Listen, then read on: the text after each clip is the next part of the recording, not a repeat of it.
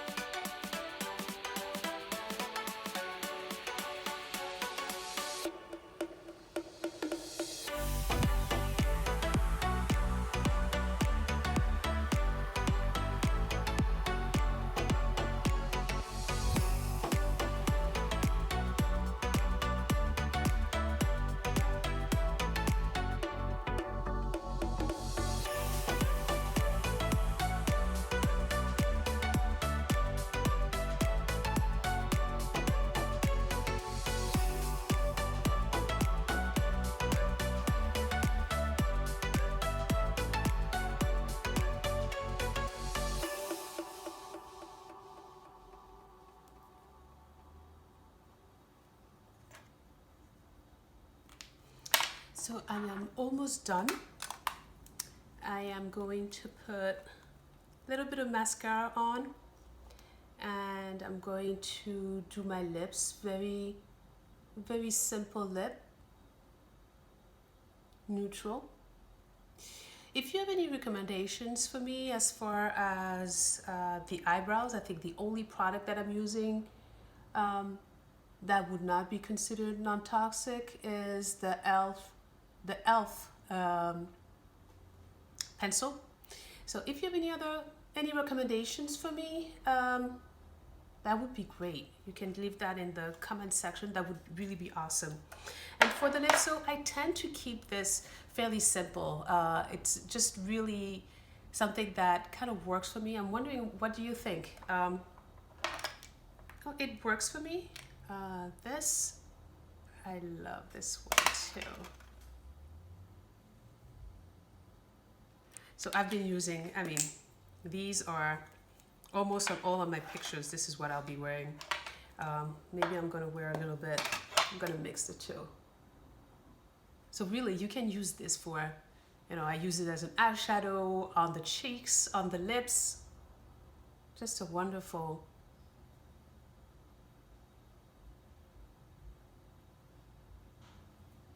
Just a wonderful tool. These are not cheap, but you can use them in so many different ways that, to me, it's definitely worth it.